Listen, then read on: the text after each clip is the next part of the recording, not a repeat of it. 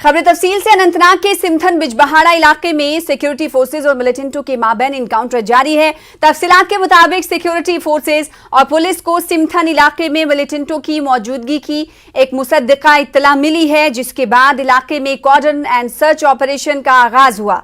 लेकिन इस दौरान वहां पर मौजूद मिलिटेंटों ने फोर्सेज पर फायरिंग की और जवाबी कार्रवाई के बाद इनकाउंटर शुरू हुआ, अब जो अभी भी जारी है। फोर्सेज ने ऑपरेशन जारी रखते हुए कॉर्डन को मजीद वसी कर दिया है और ऑपरेशन को जल्द इख्तिताम करने की कोशिशें जारी हैं। जराये के मुताबिक इलाके में 1 से 2 मिलिटेंटों के मौजूद होने का खदशा है।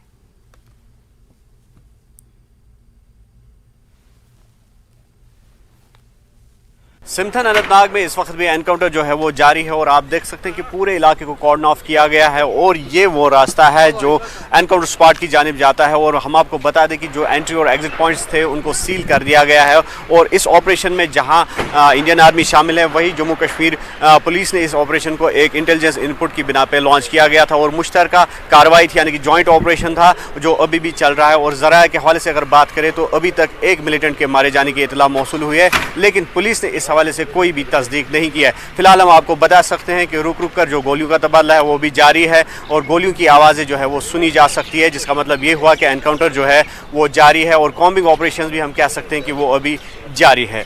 न्यूज़ 18 के लिए सिमथन बिजबहाड़ा से मुदस्सिर कादरी। जम्मू में राइटर्स क्लब जम्मू की जानिब से नेशनल ऑथर्स डे मनाया गया। इस मौके पर कसीर लिसानी मुशायरा मुनक्किद किया गया। जम्मू रीजन से ताल्लुक रखने वाले डोगरी, हिंदी, पंजाबी और गोजरी के शुअरा ने अपना कलाम पेश किया। कोविड-19 के बाद सरगर्मियां बहाल होने पर नामवर शुअरा ने JKAACL की कोशिशों को सराहा। सदारत जो है हमारी उर्दू के बहुत ही रिनाउंड पोइट प्रितपाल सिंह बेताब कर रहे हैं। हमारे सेक्रेटरी साहब के ये इनिशिएटिव्स हैं और एकेडमी का हम चाहते हैं कि जो एकेडमी का मैंडेट है उसको वापस बहाल किया जाए। कुछ टाइम से पीछे जो है कोरोना काल की वजह से, कुछ चीज़ों की वजह से हम ये सफ़र जारी ना रख सके, लेकिन अब एकेडमी का सफ़र बड़ी शादोमद से जारी हो चुका है। हर दिन कोई ना कोई एक्टिविटीज़ जो है हम करते हैं। मल्टीलिंगुअल मुशायरे का इनेकाद किया है और ये बहुत अच्छा कदम उठाया इस कल्चरल अकेडमी ने। राइटर्स को, कलमकारों को, मुहक्किकों को, अदीबों को मुबारक देता हूँ। कोरोना से काम बहुत धीरे चल रहा था, लेकिन अब ये खूबसूरत समा आया है कि आज हम सारे एक बड़े मल्टीलिंगुअल मुशायरा का हिस्सा हैं। खुशी है कि आज हमें भी पढ़ने का मौका मिलेगा, सब कुछ सुनने का मौका मिलेगा जो हमारे साथ लिखने वाले हैं। कंटेम्प्रेरी शायरी सुने बिना कोई शायर जी नहीं सकता। पामपुर में आज महकमे सयाहत की जानिब से ज़ाफ़रान फेस्टिवल का इनेकाद किया गया। फेस्टिवल में स्कूली बच्चों के साथ साथ मकामी अवाम और फनकारों ने शिरकत की। इलाके में सयाहत और ज़ाफ़रान को फ़रोग देने के लिए फेस्टिवल मुनक्किद किया गया। इस मौके पर डिवीजनल कमिश्नर कश्मीर PK पोले मेहमान खुसूसी रहे, जबकि महकमे सयाहत के डायरेक्टर फजल हबीब, DC पुलवामा बसीरुल हक चौधरी और डायरेक्टर एग्रीकल्चर इकबाल चौधरी के अलावा दीगर प्रोग्राम में भी शुरका शामिल रहे। रंगारंग तकरीब में फनकारों ने मुजाहरा करके शुरका को महजूज किया।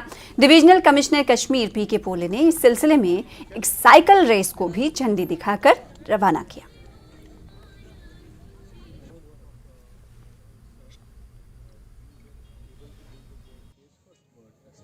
ये प्रोग्राम हमारा सैफरन टूरिज्म का एक इनिशिएटिव है, जिसमें टूरिज्म को सैफरन के एंगल से प्रमोट किया जाएगा और जिससे लोकल इकोनॉमी को भी बूस्ट मिलेगा। We will try and ensure कि जो टूरिस्ट है उनमें सैफरन रिलेटेड एक अवेयर। जो सैफरन फेस्टिवल एक डिपार्टमेंट ऑफ टूरिज्म की पहल है कि जो सैफरन है उसको टूरिज्म के मैप में लाया जाए। सैफरन ऑलरेडी हम सब के क्या कहते हैं, पूरे देश भर में, दुनिया भर में प्रसिद्ध कश्मीर का सैफरन, पर इसको एग्रीकल्चर फील्ड से टूरिज्म में मैप लाने की पहल है कि सैफरन को उसके सारे एसोसिएटेड चीज़ें, जैसे आप देख रहे हो आर्ट हो या कल्चर हो, म्यूज़िक हो, उसको सबको साथ में लाना, एक मंच में ला। पाकिस्तान के तमाम नापाक मंसूबों को नाकाम बनाया जाएगा। लाइन ऑफ कंट्रोल पर तैनात फौज और फोर्सेस किसी भी चैलेंज से निपटने के लिए हर वक्त तैयार हैं। इन बातों का इजहार DIG BSF शुमाली कश्मीर AK विद्यार्थी ने न्यूज़ 18 के साथ खुसूसी बातचीत करते हुए किया। DIG ने कहा कि बर्फबारी से पहले मिलिटेंट इस पार आने की ताक में बैठे हैं, लेकिन उनकी हर कोशिश को नाकाम बनाया जाएगा। उत्तरी कश्मीर के इलाके में सरहदों पे, लाइन ऑफ कंट्रोल पे हम आर्मी के साथ कंधे से कंधा लड़ाकर अपना काम को अंजाम दे रहे हैं और हम पूरी तरह से चौकन्ने हैं कि सरहदें सुरक्षित रहें, उसकी सीमाओं को कोई नापाक कदम क्रॉस नहीं कर पाए, और कोई अगर कोशिश करता है तो उसका हम बखूबी मुकाबला करेंगे और उनको अलाउ नहीं करेंगे खराब मंसूबों के साथ भारत की सीमाओं में घुसने को। मैं ये अपील करना चाहूँगा अपने देश के नौजवानों से जो कि थोड़े समय के लिए भटके हुए हैं कि अपने देश के तिरंगे में अपना आस्था रखें, देश के संविधान में अपना विश्वास रखें और अपनी पूरी कोशिश करें एक ज़िंदगी को नए सिरे से संवारने की। और कहते भी हैं कि सुबह का भूला अगर शाम को घर वापस आ जाए तो इससे अच्छी बात कुछ नहीं होती है। और अपना विकास करें, अपने परिवार का विकास करें, समाज का विकास करें और देश का विकास करें। यंग लोगों से जो दहशतगर्दी में शामिल हो गए हैं उनसे अपील करना चाहूँगा, दहशतगर्दी से ना उनका फ़ायदा है, ना उनके परिवार का फ़ायदा है और ना ही देश का फ़ायदा है। जम्मू कश्मीर में पहाड़ी बिरादरी को रिजर्वेशन देने का मामला दिल्ली पहुंच गया है। जम्मू कश्मीर से गुज्जर बकरवाल तबके के लोग बड़ी तादाद में दिल्ली पहुंचे। मुजाहिरीन ने हुकूमत को कहा कि गुज्जर बकरवाल तबके को दिए गए रिजर्वेशन के साथ छेड़छाड़ ना किया जाए, इसके लिए हम खबरदार कर रहे हैं। गुज्जर बकरवाल समाज का मुतालबा है कि पहाड़ियों को अलग से रिजर्वेशन दी जानी चाहिए। मुजाहिरीन का कहना है कि अगर गुज्जर बकरवाल को दिए गए रिजर्वेशन के साथ छेड़छाड़ की गई तो वो एक तहरीक चलाएंगे। देखो, हम सरकार से ये कहना चाहते हैं कि संविधान के हिसाब से आप यहाँ बैठे हो और संविधान के हिसाब से चलोगे तो चलते रहोगे, वरना बुरी तरीके से खता खा जाओगे। कहने का मतलब ये है कि हमें मंडल कमीशन की रिपोर्ट के आधार पर केंद्रीय जो पूर्व में प्रधानमंत्री थे चंद्रशेखर जी ने 1991 में अनुसूचित जनजाति का दर्जा दिया और फिर हमें एसटी का आरक्षण मिला। हमारे बच्चे पढ़ लिखने लगे तो आज ये भाजपा का शासन आया तो इनको हम दुश्मन नजर आ रहे हैं, जबकि हम इन देश की सीमाओं के प्रहरी हैं। जितने भी ये घुसपैठिया है विदेशी, उनका भंडा फोड़ हम लोग करते हैं वहां पर। और आज ऐलान कर दिया गृह मंत्री जी ने कि हमारे एसटी के आरक्षण में तमाम वहां की जितनी भी पहाड़ी बिरादरियां हैं उनको हम शामिल कर देंगे। कमीशन की सिफारिश ये कहती है संविधान में मेरे भाई जी कि जिसकी हालत खराब है तो उसको पहले पिछड़े वर्ग में लाओ। मैं नहीं कह रहा हूं, मैं ये नहीं कह रहा हूं उन्हें आरक्षण मत दो, लेकिन उनकी अलग कैटेगरी बनाओ। जैसे गुर्जर समाज को राजस्थान में 5% एमबीसी की एक अलग कैटेगरी बना दी, हम लोग कुछ हैं, लेकिन वो भी राजस्थान का आरक्षण भी अभी अधूरा, चूंकि वो 9वीं अनुसूची में नहीं डरा, तो वो कानून की शक्ल कैसे लेगा। गुज्जर बकरवाल बहुत पिछड़ा जात है और इनके साथ जो है हाई कास्ट को जो है उनको एसटी का स्टेटस दिया जा रहा है। वहाँ के गुज्जर बहुत जुगले चुचले हैं। वहाँ पर उनको बॉर्डर की जितनी सुरक्षा थी, वहाँ पर हिलका का जगह है, वहाँ पर हमारे 300 गुज्जर भाइयों ने कुर्बानियाँ दी और मिलिटेंटों को भगाया। सरहदों की राखी हमारे गुज्जर कर रहे हैं, पहाड़ियों पे हमारे गुज्जर हैं। और वहाँ पर जो बड़ी कास्ट है, जैसे वहाँ पर ब्राह्मण, राजपूत, जराल, जमाल जो वहाँ पर राज करते हैं, हमारे गुज्जर आज भी उनके नौकर हैं, उनके पशु चरवाते हैं। आज उनको भी जो है एसटी का स्टेटस दिया जा रहा है। उसके लिए आप विरोध करते हैं? उसके लिए हम बहुत विरोध करते हैं। तैयार है साहब, हमारे भारत के कोने कोने का गुजर किसी भी धर्म में है, हम कई धर्मों में बसे हुए हैं, हम सब एक हैं। चेतावनी देना चाहता हूं केंद्र सरकार को, अगर हमारे समाज के किसी भी कोटे में छेड़छाड़ की तो ईंट से ईंट बजा देंगे, कन्याकुमारी से कश्मीर तक। और केंद्र सरकार जान ले ये चीज, एक बार हमने 2006 में राजस्थान में यही करके दिखाया है और दोबारा वो अगर इतिहास दोहराएंगे हमसे तो हम पीछे नहीं है, इतिहास दोहराने के लिए हम तैयार। जम्मू का ट्रांसपोर्ट नगर एक कारोबारी मरकज है, ताहम ट्रांसपोर्ट नगर जम्मू के ताजिर इस कारोबारी मरकज की सड़कों और ड्रेनेज की मखदूज हालत पर हुकूमत के तवज्जो के तलबगार हैं। मकामी ताजिरों का कहना है कि ट्रांसपोर्ट नगर की बदतर हालत को जल्द से जल्द दुरुस्त किया जाए, क्योंकि खराब सड़कों और खस्ता हाल ड्रेनेज निज़ाम की वजह से उनका कारोबार बुरी तरह मुतासिर हो रहा है।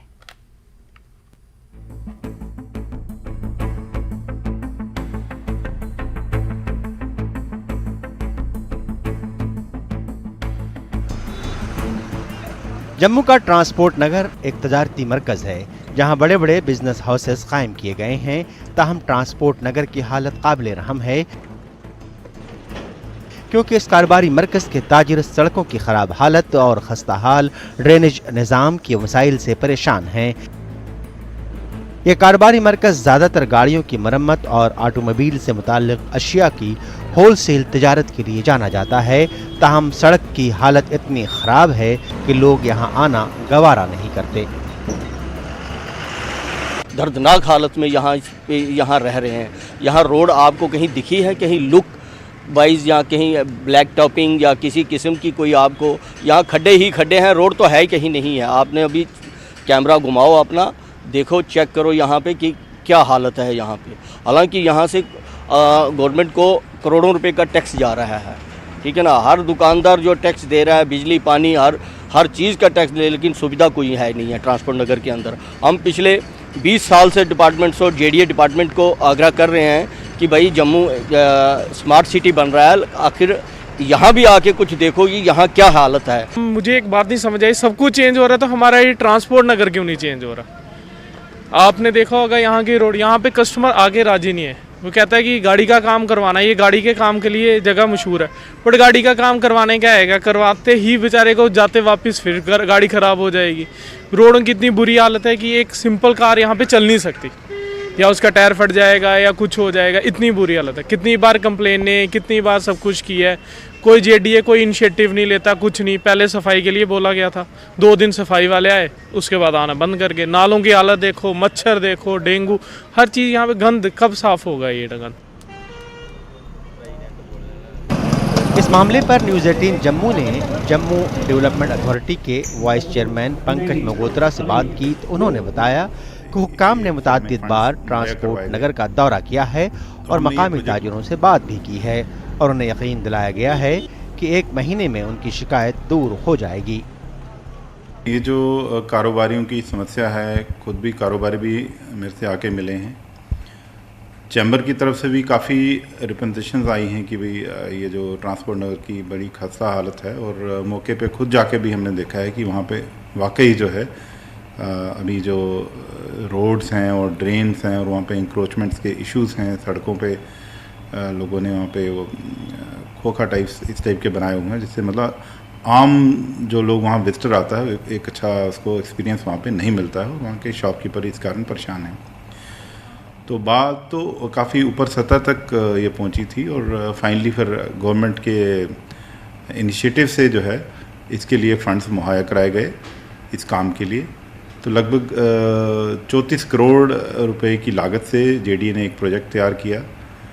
उसकी funding Jammu metro regional development authority JMRD, जिसके एडिशनल CM हमारे डिविजनल कमिश्नर खुद हैं, वो भी एक बार मौके पे गए थे, उन्होंने भी ये फिर हमें फंड्स मुहैया करवाए गए।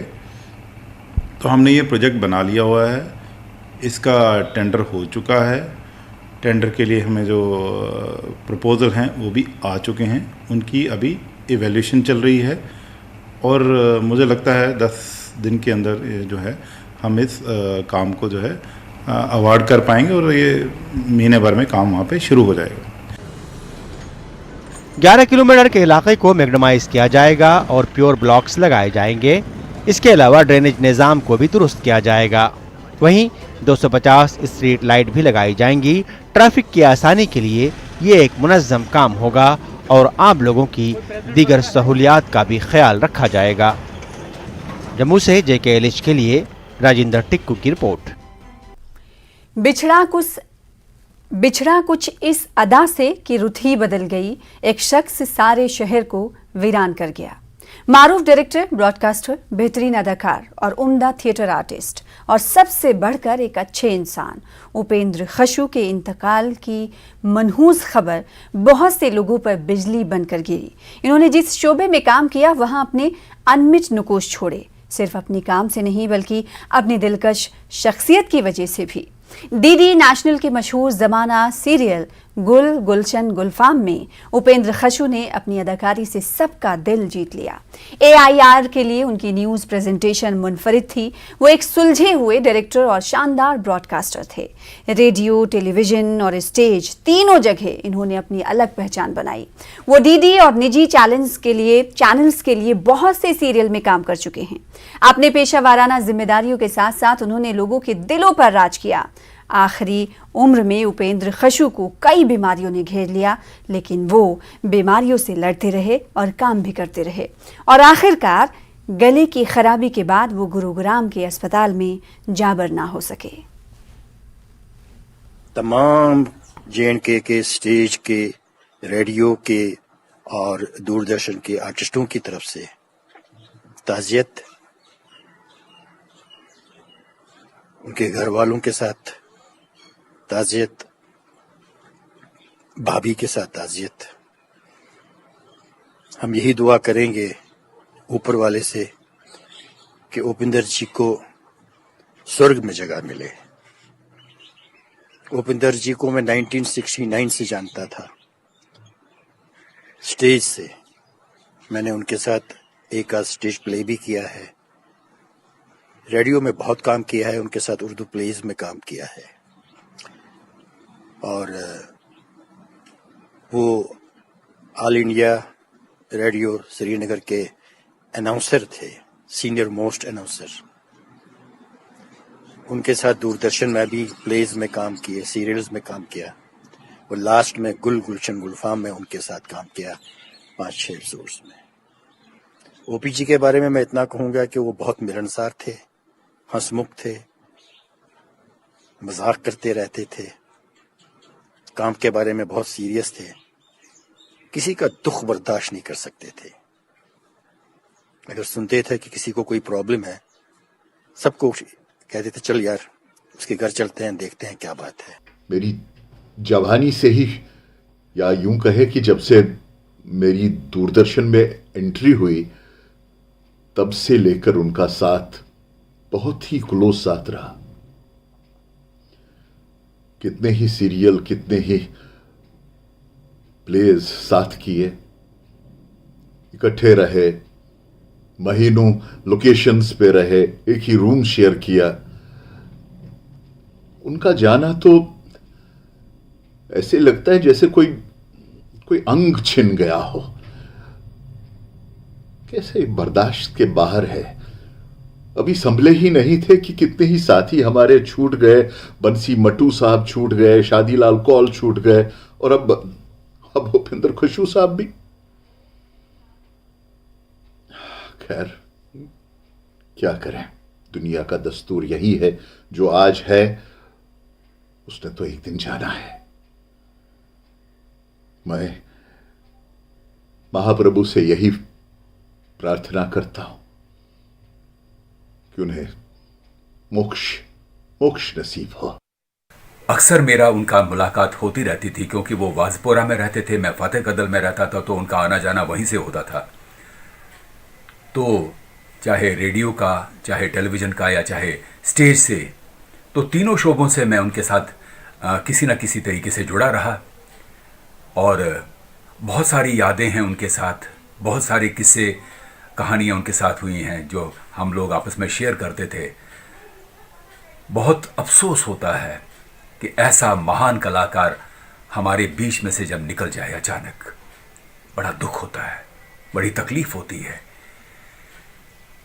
मैं परमात्मा से दुआ करता हूँ कि उसकी आत्मा को शांति मिले और उसके परिवार के सदस्यों को ये सदमा, ये तकलीफ बर्दाश्त करने की कुव्वत दे। ये समाचार सुनकर बहुत दुख हुआ, क्योंकि आज एक अच्छे इंसान हमसे जुदा हो गए। उनके परिवार के साथ हमारी पूरी सहानुभूति है। प्रभु उनकी आत्मा को शांति दे। ओम शांति। वो मेरे करीबी साथियों में रहे, मेरे दोस्त रहे, उनके साथ मेरा करीबी एक रिश्ता रहा है। वो मेरे घर आते थे, मैं उनके घर जाता था। एक शरीफुल नफ्स इंसान उपिंदर खुशबू जी, एक बहुत ही अच्छे आर्टिस्ट, अब इस दुनिया में नहीं रहे। अभी मैंने सुना कि उनका देहांत हो गया। मैं तो इतना ही कहूँगा कि भगवान उन्हें स्वर्ग में जगह दे। हम सब लोग बिखर गए, लेकिन वो एक ऐसी शख्सियत थी जिसने इस आंधी का सीना चीर कर वो हमेशा उसी वलवले से, उसी मोहब्बत से और उसी प्यार से अपने दोस्तों से मिलते रहे। यूं तो हर एक को इस दुनिया से जाना है, लेकिन किसी की मौत एक ऐसा जख्म देती है जिसे भरने में काफी वक्त लगता है। भगवान मेरे इस दोस्त को, उसकी आत्मा जो है उसको शांति बख्शे, और हम सब उसके करीबी साथियों को, खासकर उसके लवाहिकीन को ये सदमा बर्दाश्त करने की तौफीक अता फरमाए। आमीन। आज जो ही ये खबर सुनी कि उपिंदर खुशू जी इस दुनिया में अब नहीं रहे, सारा जो हमारे श्रीनगर आकाशवाणी का परिवार है वो बहुत दुखी हुआ। मैं ज़ाती तौर पर खुशू साहब को जानता हूँ, उनके साथ काम किया हुआ हूँ, और वो बहुत ही एक शरीफ नफ्स शख्सियत के मालिक थे।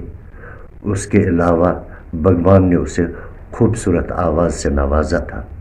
हम दुआ करते हैं कि उनकी रूह को शांति भगवान अता करे और उनके फैमिली को ये सदमा बर्दाश्त करने की तौफीक अता हो।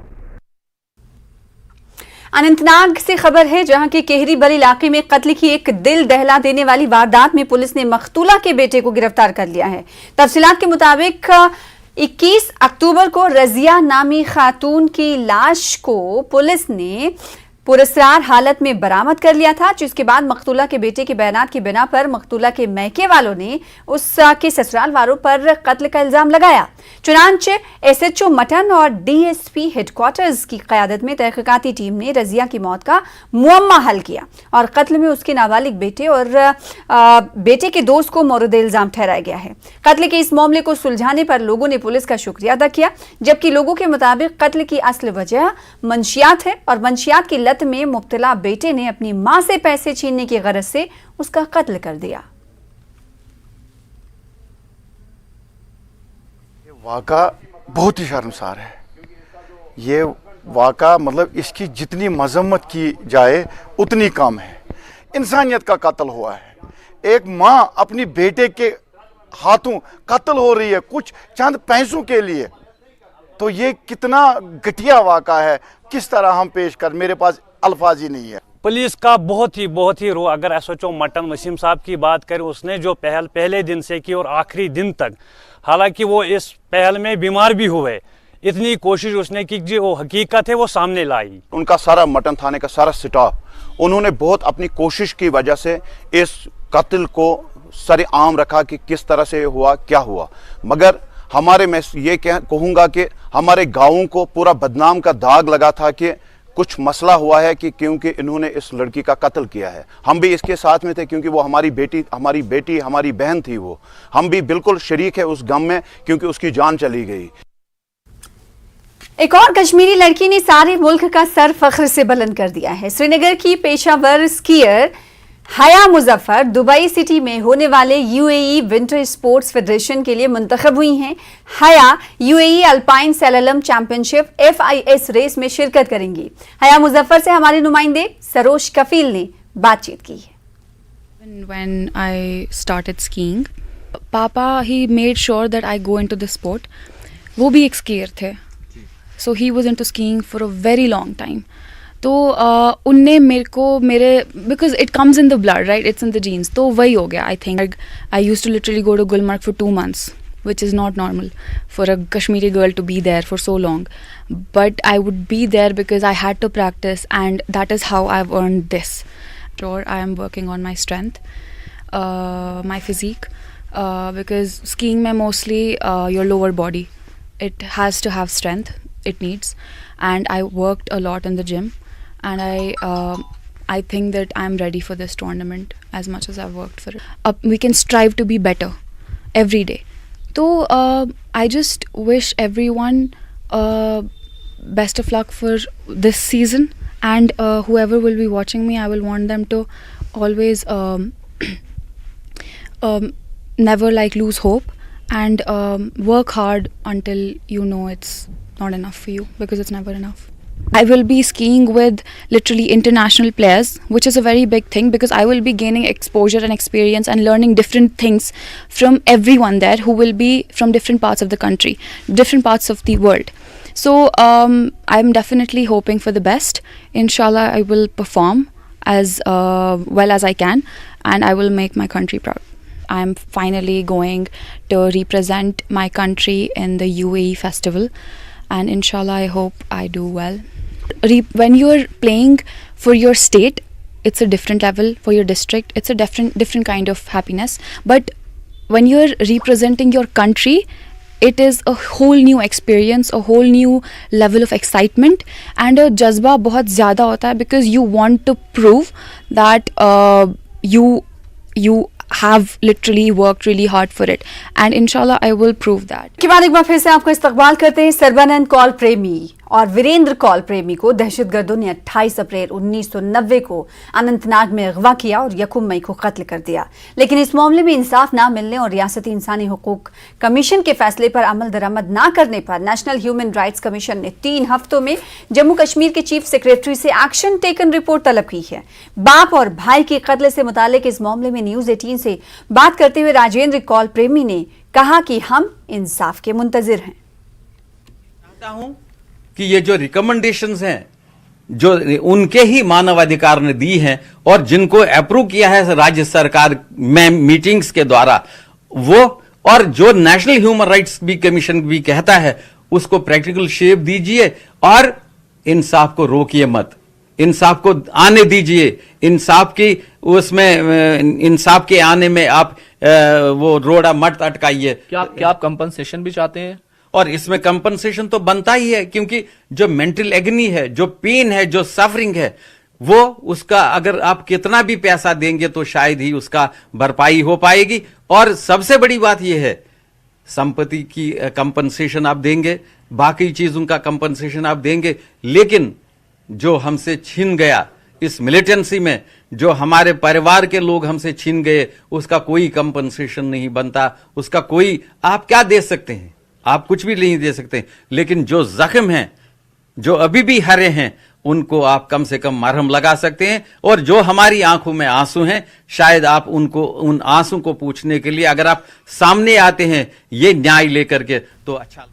साबिक वजीर आला और नेशनल कॉन्फ्रेंस के नायब सदर उमर अब्दुल्ला ने करगिल में पार्टी वर्करों से खिताब किया। उमर अब्दुल्ला कल अचानक द्रास में पहुंचे, जहां पार्टी के सैकड़ों वर्करों ने उनका जबरदस्त इस्तकबाल किया। उमर अब्दुल्ला ने पार्टी वर्करों से खिताब में कहा कि इंतजामिया ने उन्हें रोकने की खूब कोशिश की, मगर वो अवाम के जज्बात के पेश नजर यहां पहुंच गए।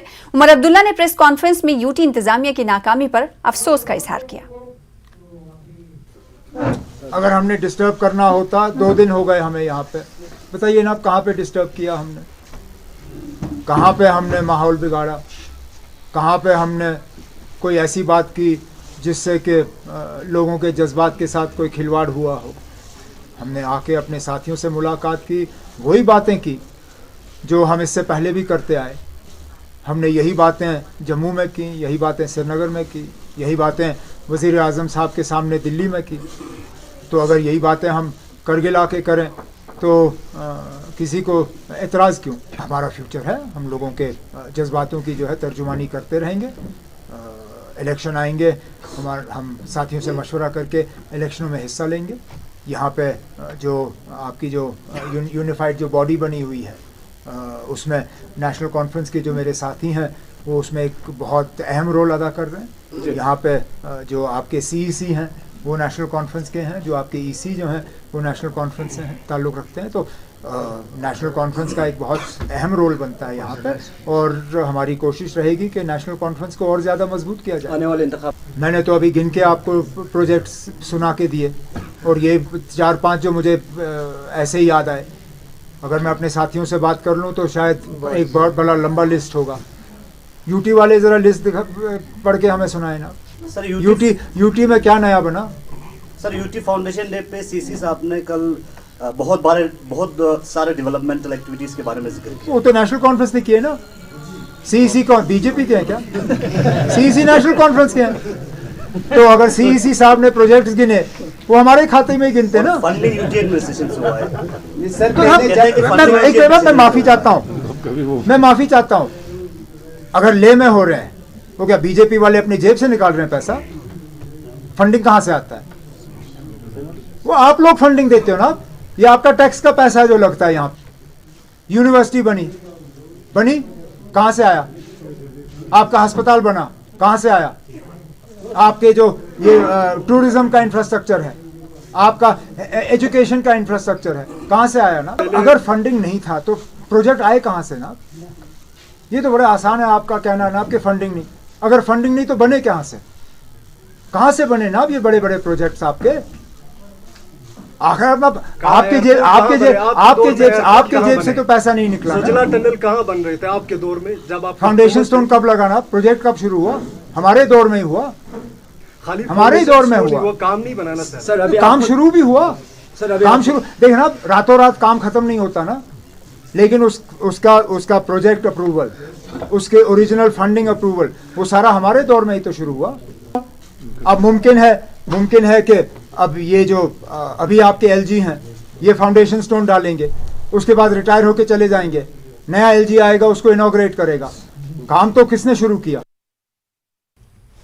पीडीएफ से दूर साबिका वजीर हकीम मोहम्मद यासीन ने एक मरतबा फिर से मरकज पर जोर देते हुए कहा कि जम्मू कश्मीर में जल्द अज जल्द असेंबली इंतखाबात मुनक्किद कराए जाएं ताकि यहाँ की अवाम को अपनी नुमाइंदगी हासिल हो सके। पीडीएफ वर्कर्स मीटिंग से खिताब करते हुए हकीम यासीन ने कहा कि अवाम को सियासी नुमाइंदगी ना होने की वजह से काफी मुश्किलात का सामना है।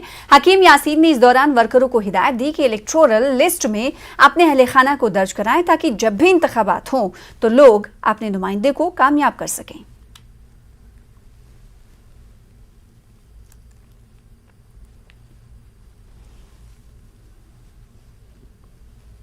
आवारा कुत्तों के बढ़ते हुए खतरे का मुकाबला करने और श्रीनगर में कुत्ते के काटने के बढ़ते हुए वाकयात पर काबू पाने के लिए श्रीनगर म्युनिसिपल कॉरपोरेशन श्रीनगर में मुख्तलिफ मकामात पर आवारा कुत्तों की नसबंदी कम रिवीज सेंटर तामीर कर रही है। इस तरह के 3 सेंटर तामीर किए जा रहे हैं। इन मराकज में रोजाना 150 से 200 कुत्तों की नसबंदी की जाएगी। हमारे assistant news editor Parvez Bhatt की ये रिपोर्ट देखिए।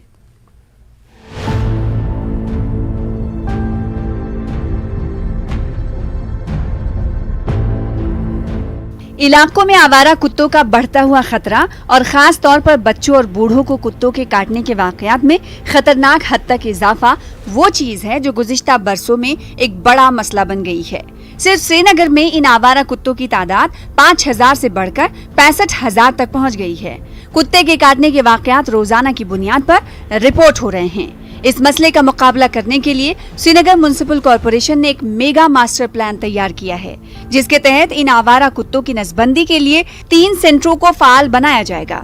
3 मराकज में से एक टेंगापुरा में मुकम्मल होने के करीब है और जल्द ही काम शुरू कर दिया जाएगा। श्रीनगर के मेयर जुनेद अजीम मत्तू मुस्तकिल बुनियादों पर इन मराकज पर काम की पेशरफ्त की निगरानी कर रहे हैं। इनका कहना है कि इन तीनों मराकज से कुत्तों की बढ़ती हुई दहशत का किसी हद तक खात्मा होगा। 3 stray dog sterilisation, animal birth control और एंटी रेबीज वैक्सीनेशन सेंटर्स बना रहे हैं। स्टेट ऑफ द आर्ट है, लगभग कंप्लीशन की तरफ नेर कंप्लीशन है तीनों। एक टेंगपुरा में बना रहे हैं, एक छतरहामा में बना रहे हैं, एक शुहामा में जो एग्जिस्टिंग है उसको अपग्रेड कर रहे हैं। हम टोटल कंबाइंड सर्जरी स्ट्रेंथ अपनी 150 to 200 सर्जरीज करना चाहते हैं एक दिन की।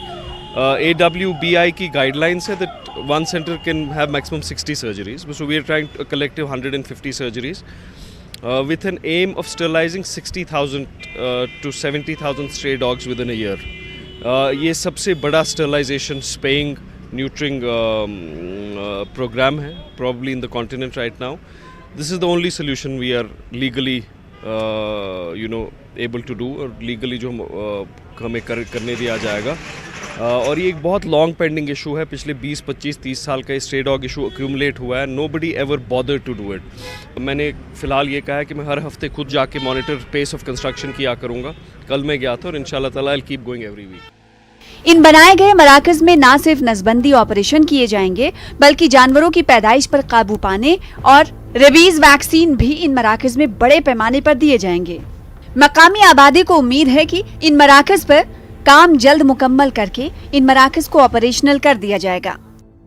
एडमिनिस्ट्रेशन ने जो स्टेप उठाया था कि जिसमें एक अलग यूनिट बनाया जाएगा जहां पे डॉग्स को स्टरलाइज किया जाएगा। ऑन एंड अराउंड उन्होंने एक डेटा दिया है कि कम से कम 100 से 150 तक ऐसे डॉग्स हैं जिनको एक दिन में स्टरलाइज किया जाएगा। बट अगर ये इनिशिएटिव कंटिन्यूटी में रहा, अगर कंसिस्टेंसी इस चीज़ में रही, तो ये कंफर्म्ड है कि थोड़ा टाइम ऑब्वियसली लेगा, but this will clear out the mess which is people right now facing because of these dogs. देखिए चले देर आई दुरुस्त आए, बहुत अच्छी बात है कि अगर कोई सेंटर खोला गया है, लेकिन लगातार ऐसे वाक़े पेश आते हैं, चाहे यहाँ के जो दूर दराज इलाके या श्रीनगर सिटी की अगर हम बात, जो आउटस्कर्ट श्रीनगर की बात करूँगा, मैं आउटस्कर्ट्स में ही रहता हूँ, तो हमें काफ़ी ज़्यादा दिक्कतों का सामना करना पड़ता है। बच्चे सुबह बाहर नहीं निकल पाते हैं या एक हालिया सर्वे में सिर्फ SMHS अस्पताल को वादी कश्मीर के मुख्तलिफ अजला से 5,629 से ज्यादा कुत्तों के काटने की इत्तला मिली है, जबकि कश्मीर भर में दिगर सहूलियात के लिए इतनी ही तादाद की इत्तला मिली है। वक्त का तकाजा है कि इस लानत को हमेशा के लिए खत्म करने के लिए एक मेगा ड्राइव शुरू की जाए। श्रीनगर से परवेज भट्ट की रिपोर्ट। बारामूला में स्पेशल चिल्ड्रंस के डगर परिवार स्कूल का पहला सालाना इजलास मुनक्किद किया गया। अक्टूबर 2021 में इस स्कूल को चिनार कॉर्प्स और इंद्रानी बालन फाउंडेशन पुणे की जानिब से कायम किया गया था। तकरीब में आर्मी और सिविल ओहदेदार मौजूद रहे। स्पेशल चिल्ड्रंस ने कल्चर प्रोग्राम पेश किया और जानवी बालन ने बताया कि स्पेशल बच्चों के लिए आर्मी और समाजी तंजीमों के ताउन से 11 स्कूल कायम किए गए हैं। इन्होंने कहा कि स्पेशल चिल्ड्रंस समाज पर बोझ नहीं है, इन्हें खुसूसी तवज्जो की ज़रूरत होती है, वो आम धारे में शामिल हो सकते हैं। ये भी ख्याल आता है लोगों को कि ये बोझ है, लेकिन ऐसा है ही नहीं। ये इतने स्पेशल स्किल्ड बच्चे होते हैं और जब इनके साथ वक्त बिताते हैं, इनके साथ कुछ एरियाज़ में फोकस करते हैं, तब पता चलता है कि ये सबसे हटके हैं और सबसे एबल्ड हैं। डिसेबल्ड नहीं है लेकिन स्पेशली एबल्ड है, और ये जिस तरह से काम कर सकते हैं, ये जिस तरह से सोच सकते हैं और जिस तरह से अनकंडीशनल लव दे सकते हैं, वो नॉर्मल ज़िंदगी में देखने नहीं मिलता है। 74 में से 8 बच्चे अगर नॉर्मल सोसाइटी के अंदर, नॉर्मल स्कूल्स के अंदर दाखिला ले सकते हैं, तो आई थिंक पहले साल के लिए ये बड़ी इनकरेजिंग अचीवमेंट है। नहीं बोल सकते कि वो 100% हो गए, एटलीस्ट वो 40% तो हो गए। हमारी यही कोशिश रहेगी कि आगे और ज़्यादा वो इंडिपेंडेंटली काम करे, किसी पे डिपेंड ना रहे। हमारी यही कोशिश है, लेकिन बहुत मुश्किलात होती है हमें उनको हैंडल करने में, कुछ सिखाने में, कुछ भी नई चीज़ इंक्लूड करने के लिए बहुत मुश्किलात होती है। जिनको फाउंडेशन यहाँ पर दी गई है, जिनको टॉयलेट ट्रेनिंग दी गई, जिन्होंने कलर आइडेंटिफिकेशन जिनको पता है, जिनको अल्फ़ाबेट्स बोलते हैं, जो अपनी parent parts of the body जो है वो बोलते हैं, लेकिन वो जो they are ready for this mainstream schools. मगर समस्या यहाँ पर यह है कि जो गवर्नमेंट स्कूल्स हैं वो हमें एडमिशन देते हैं, लेकिन जो प्राइवेट स्कूल्स हैं वो मुकर जाते हैं कि हम नहीं दे सकते इनको एडमिशन। राइट टू एजुकेशन जो है वो हर एक हमारा हर एक हक है, हर एक का हक है, वो कॉन्स्टिट्यूशनल हक है। विलेज जानकारी हफ्ते की मुनासिबत से एंटी करप्शन ब्यूरो की जानिब से Fazil Kashmiri memorial government higher secondary school Chandilora Tangmarg में एक रोजा जानकारी और बेदारी सेमिनार मुनक्किद हुआ। सेमिनार में एंटी करप्शन ब्यूरो के आला अफसरान ने शिरकत करके लेक्चर दिए। DSP anti corruption bureau Mohammad Rafiq ने रिश्वत सतानी से बचने और माशरे को बदनवानी से पाक बनाने पर तफसीली लेक्चर दिया। उन्होंने बच्चों को तफसील से रिश्वत सतानी और दिगर बदनवानियों से बचने के हवाले से जानकारी फराहम किया। साथीज़ा के लिए के अलावा काफ़ी तादाद में तलबा और तालिबात ने इस सेमिनार में शिरकत की। बच्चों को करप्शन से बचने का कसम भी उठाया गया। के बारे में जो हमें पहले से पता नहीं था, आज हमें वो पता चला। तो हमें कैसे इससे बचना है, हमें आगे फ्यूचर में क्या करना है, करप्शन को कैसे ग्राउंड लेवल से हटाना है, वो हमें इन्होंने आज सिखाया। हमारे लिए यही है कि हम ये करप्शन नहीं करें, ना ही ये करने दो लोग को, और हमें इसके खिलाफ रिपोर्ट देनी चाहिए। इसमें हमारे वालिदीन का, हमारे असातिज़ा किराम का और हमारे जो ये आम शहरी हैं उनका कलीदी रोल है। करप्शन का जो कोई वाक़ा उन पेश आता है तो हमें रिपोर्ट करें, हम तैयार हैं। उनको हम आगाही करते हैं किस तरह आप ट्रैप करा सकते हैं। ट्रैप एक ऐसा हथियार है जिससे हम ये जो हमारी जो जंग है ये मवसर साबित हो सकती है और हम इस करप्शन को। न्यू कश्मीर न्यू होप के नाम से बडगाम में आज जश्न कश्मीर कल्चर फेस्ट मनाया गया और प्रोग्राम में कश्मीरी कल्चर को फरोग देने के लिए इकदाम उठाए गए। ये प्रोग्राम 25 अक्टूबर को शुरू हुआ था और अब इसे हर जिले में मुनक्किद किया जा रहा है। प्रोग्राम का मकसद कल्चर से जुड़े फनकारों को एक प्लेटफॉर्म दिया जाए ताकि कल्चर को बहाल करने के साथ साथ फनकारों की भी मदद की जा सके। इस तकरीब को शाह कलंदर फोक थिएटर ने Jammu Kashmir art culture and languages office of divisional Kashmir, commissioner Kashmir और ऑल फोक आर्टिस्ट एसोसिएशन के इश्तराक से मुनक्किद किया गया। अख चीज हेको वन इंशाल्लाह यह हुकूमत वनकस ज्यादा पहन वनकस दिवान यथ मज ताउन ब्रोट पकन खतर तवे ज्यादा पहन वनकस करान कोशिश लकट लकट बच्चे वनकस ये थिएटर इस तुम वनकस मौकस पे वुच ये नाव पम्पोश फोक थिएटर बामरादा अत लकट लकट बच्चे कर्मत अरेवनस वनकस अत सरान कार वनकस अत चलान सोन मुद्दा तो मकसद गो ब्रोट ज़्यादा हमारे बच्चों को जो अभी हो रहे हैं मतलब वेस्टर्न कल्चर के उसके बारे में ज़्यादा पता होता है। लाइक अपना कल्चर तो हमें पता है, लाइक हमारी मदर टंग अभी तो पता ही नहीं होती है हमारी छोटे छोटे बच्चों को। इससे हमें पता चल जाता है हमारी कल्चर क्या है, हमारी मदर टंग क्या है। बहुत कुछ सीखने को मिलता है इन कल्चर प्रोग्राम से। मैंने आज बहुत कुछ सीखा है, बहुत सारों ने बहुत कुछ सीखा है। 10 के 10 डिस्ट्रिक्टों में हो रहा है, जिसमें जो हमारा कला और संस्कृति, जो हमारे मुख्तलिफ आर्टिस्ट है जो इस फील्ड से जुड़े हुए, उनको एक प्लेटफॉर्म मिलेगा और उनको एक मौका मिलेगा अपनी कला और संस्कृति दिखाने के लिए। 32 सालों से अपनी सरजमीन कश्मीर से दूर रहने वाले कश्मीरी पंडित अपनी सकाफत और ज़बान की जड़ों को मजबूत रखने की पूरी कोशिश कर रहे हैं। नौजवान कश्मीरी ज़बान को नई नस्लों तक बरकरार रखने की कोशिशों में वालिदैन उनका साथ दे रहे हैं। कई नौजवान अपनी ज़बान और सकाफत को बरकरार रखने के लिए अदाकार, फनकारी और गुलकारी का भी सहारा ले रहे हैं। ये नौजवान एक उभरते हुए कश्मीरी फनकार बन रहे हैं। देखिए जम्मू से बिंदिया रैना की ये खास रिपोर्ट और मुझे दीजिए इजाज़त। आदाब।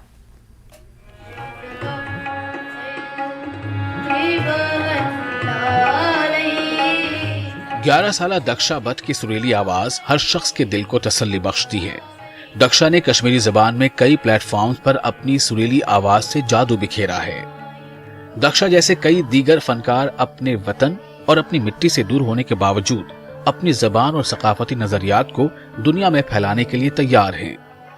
दक्षा इन्हीं फनकारों में से एक है जो जम्मू में पैदा हुए लेकिन अपनी मादरी जबान कश्मीरी के लिए गैर मुतजलजल मोहब्बत और एहतराम रखते हैं।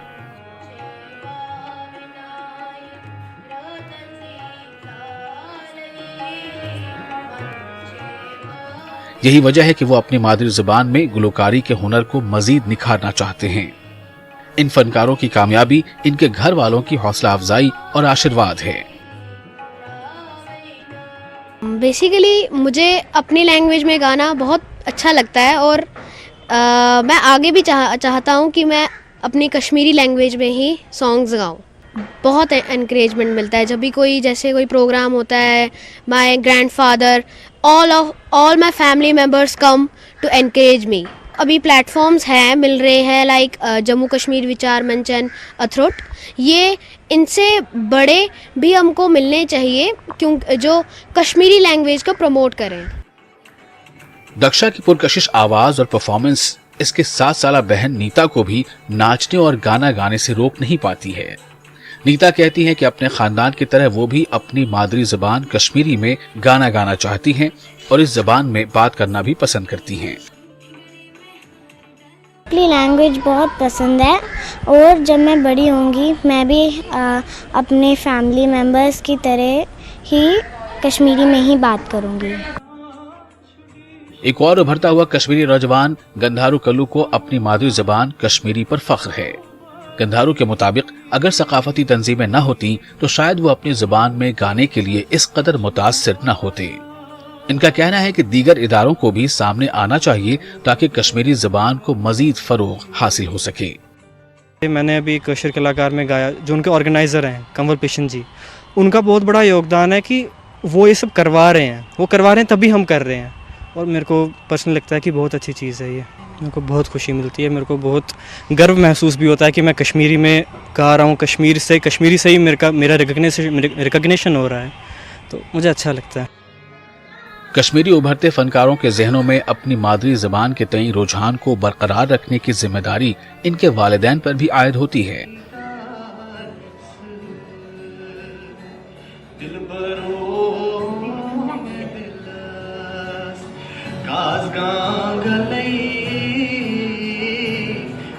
बत्तीस साल से अपनी मिट्टी से दूर मुल्क और बैरून मुल्क में बिखरे ये कश्मीरी पंडित वालिदैन इस ज़बान की मोहब्बत अपने बच्चों और आने वाली नस्लों तक पहुंचाना चाहते हैं और इसके लिए इन्हें दीगर तंजीमों की मदद की अशद ज़रूरत है। हमारी जिम्मेदारी बनती है कि हम इनको बताएं इनको बताएं कि कैसा था हमारे कश्मीर में, हमारी रिलीजियस एक्टिविटीज़ कैसी रहती थी या बाकी की एक्टिविटीज़ कैसी रहती थी। ये हमारा फ़र्ज़ बनता है कि हम अपने बच्चों को बताएं ताकि ये लोग आगे जाके नेक्स्ट जनरेशन को बताएं और हमारा जो ये कश्मीरियत है ये बरकरार रहे। बाकी लैंग्वेज यम तगान तथ मज इंट्रैक्शन करान, स्पेनिश इवन अंग्रेज ये भाषा कुन जाए हज भाषा ये रोजान सह हेचुन सठा जान सठा जरूरी क्या ज्ञान गो प्रत कुछ भाषा, मगर सन माज जव सो जरूरी, इसलिए फर्ज अस पेरेंटन हुंद ये तिमन हेचनाउन तो समझावन सन यह जबान यह क्या तो तिम बोलना। जम्मू कश्मीर से नकल मकानी के बाद कश्मीरी पंडित मुल्क और बैरून मुल्क में अपने बच्चों के साथ जिंदगी बसर करने पर मजबूर हैं, लेकिन कश्मीरी पंडितों ने अपने वतन, अपनी मिट्टी, अपने घर से दूर रहने के बावजूद कश्मीर तमद्दुन, सकाफत, तहजीब और जबान को तर्क नहीं किया, बल्कि अपनी नौजवान पीढ़ी तक पहुंचाया है। मौजूदा दौर में भी कश्मीरी पंडित नई नस्ल तक अपने वतन की मोहब्बत, सकाफत, तमद्दुन, तहजीब, खासतौर पर कश्मीरी जुबान को पहुंचाने की कोशिश कर रहे हैं। उम्मीद है कि सरकारी और गैर सरकारी तंजीमें नौजवान कश्मीरी पंडित फनकारों को मदद के साथ साथ एक प्लेटफॉर्म फराहम करेगी ताकि इस विरसे को बरकरार रखा जा सके। न्यूज़ 18 के लिए बिंदिया राना की रिपोर्ट।